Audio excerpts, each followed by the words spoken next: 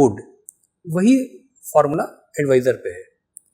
Ecosystem की जो बात है, हम इक्विटी को अभी इन्वेस्टमेंट क्लास नहीं मान पाए हैं, हम उसको ज़्यादा पैसा बनाने की मशीन मानते हैं कि भाई अगर आप गए हुए हैं और आप कैसीनो खेल रहे हैं तो इतना पैसा लेके आएंगे। इतना पैसा लेके आता कोई नहीं, दे के ही आता है। अगर हम उसको इन्वेस्टमेंट का क्लास मान लें, हम प्रॉपर्टी लेते हैं, क्या रोज देखते हैं आज ये प्रॉपर्टी ली, कल गिर गई, फिर परसों बढ़ गई? नहीं देखते। एफडी में नहीं देखते, पोस्ट ऑफिस में नहीं देखते। इक्विटी को हमको लगता है कि फटाफट बनना चाहिए पैसा, अगर गिर गया तो गड़बड़ है। आप जाकर के स्टेट बैंक की एफडी में लगाते हैं या किसी भी बैंक की एफडी में लगाते हैं,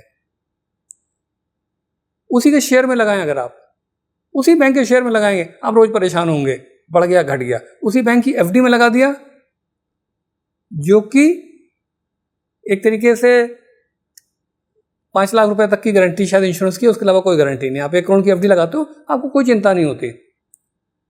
लेकिन 1 करोड़ रुपए का शेयर आप लेंगे, या उसी एग्जाम्पल के लिए मैं कह रहा हूँ एसबीआई म्यूचुअल फंड की इक्विटी स्कीम ले रहेंगे, अच्छी स्कीम ले रहे हैं, उसमें आप परेशान होते हैं। तो हम उसको इन्वेस्टमेंट क्लास नहीं मानते, जल्दी लेने की कोशिश करते हैं। एक गलती है, बहुत ज़्यादा लेने की, उससे उम्मीद बहुत ज़्यादा होती है। आप 12% की उम्मीद कीजिए, हो सकता है उससे भी कम आए, लेकिन हो जाता है। अगर आप 8-10 साल के इन्वेस्टर हैं तो लगभग इतना जनरेट हो जाता है।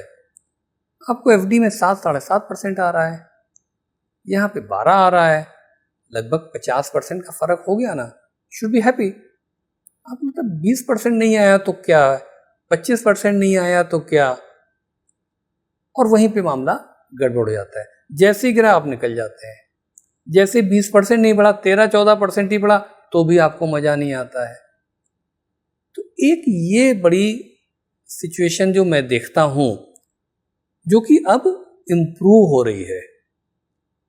इस 25 साल में मैंने देखा, पहले थोड़े से मार्केट गिरने से भी होता था। अभी thanks to the mutual fund industry and the advisor community, वो काफी हद तक मेंटल कंडीशनिंग हो चुकी है।